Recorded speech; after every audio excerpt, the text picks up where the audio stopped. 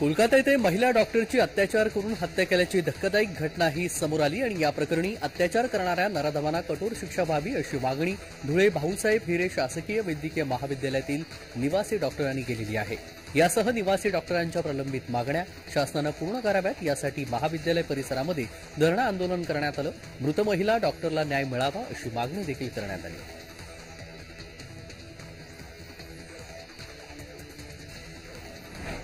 गोंदिया जिल्ह्यामध्ये नियोजित क्षेत्रापेक्षा जास्त क्षेत्रामध्ये भात रोवणीचं काम सुरू झालेलं आहे। कृषी विभागाकडून घेतलेल्या माहितीनुसार गोंदिया जिल्ह्यामध्ये आतापर्यंत 101% भात लावणीचं काम पूर्ण झालं। यावर्षी कृषी विभागानं 1,80,997 हेक्टर क्षेत्रावरती भाताची लागवड करण्याचं नियोजन केलेलं होतं। मात्र प्रत्यक्षात आतापर्यंत 1,82,453 हेक्टर क्षेत्रावरती भात रोवणी पूर्ण झालेली आहे। येत्या काही दिवसांमध्ये हे क्षेत्र आणखी वाढण्याची शक्यता आहे।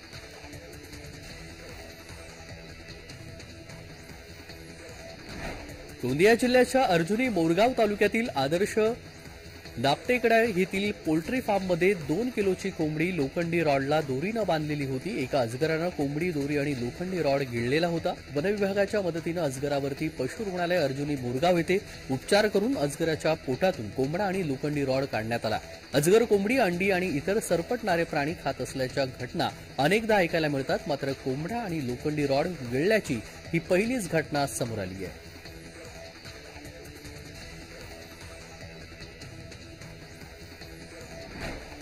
धुळे शहरातल्या श्री संस्कार गतिमंद मुलींच्या शाळेमध्ये अनोखा उपक्रम राबवला जातोय। श्रावणातला पहिला सण म्हणून रक्षाबंधन सणाला विशेष असं महत्त्व आहे। रक्षाबंधन सणासाठी राख्यांना मोठी मागणी असते। नेमकी हीच गोष्ट लक्षात घेऊन धुळ्यातल्या श्री संस्कार गतिमंद मुलींच्या शाळेमध्ये गतिमंद मुलींनी अनोख्या अशा राख्या तयार केल्या।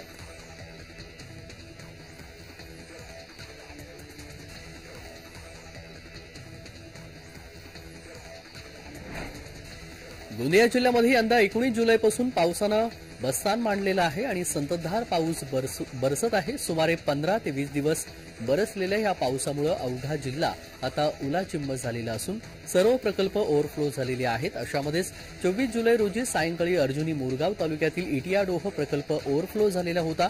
आता देखील हा ओव्हरफ्लो झालेला आहे। विशेष म्हणजे कित्येक वर्षानंतर ओव्हरफ्लो हा धरण झालाय।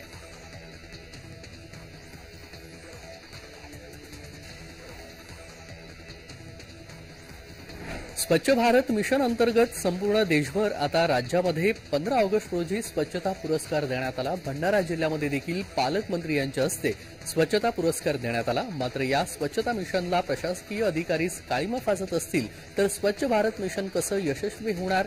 लांकादूर तहसील कार्यालयामध्ये जागोजागी भिंती रंगीबिरंगी झालेल्या आहेत तर पायऱ्यांच्या खाली कचऱ्यामध्ये खच पाहायला मिळतोय। त्यामुळे तहसील कार्यालयामध्ये ही अवस्था असेल तर इतर नागरिकांकडून काय अपेक्षा करणार असा प्रश्न आता नागरिकांनी उपस्थित केला।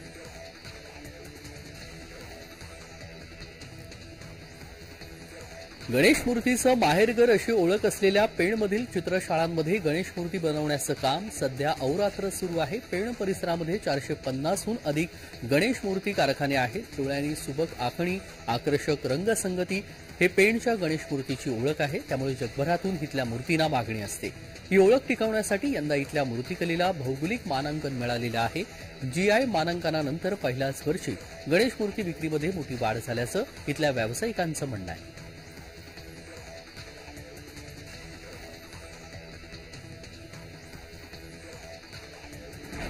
स्मार्ट सिटी होणाऱ्या शहरामध्ये पतदिवे नसल्यामुळे महिलांना अनेक अडचणींचा सामना करावा लागतोय।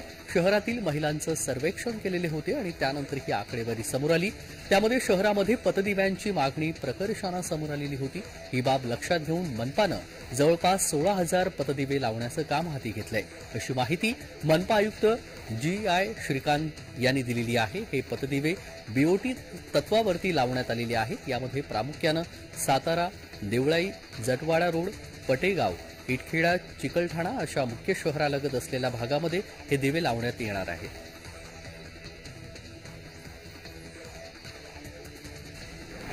शिव पनवेल महामार्गावरती मध्यरात्री वाहनानं पेट घेतलेला होता। खारघर येथे या वाहनानं पेट घेतला। वाहन चालक तात्काळ बाहेर आल्यानं जीवितहानी टळली। मात्र 4 चाकी जळून खाक झालेली आहे। खारघर अग्निशमक दलानं ही आग विझवली।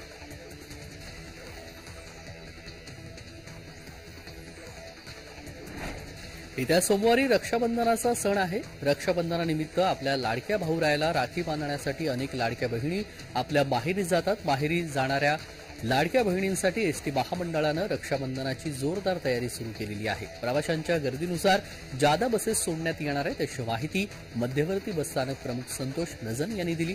रक्षाबंधनाच्या पार्श्वभूमीवरती एसटी महामंडळाकडून आगारनिहाय स्थानिक पातळीवरती जादा वाहतुकीचं नियोजन करण्यात आलं.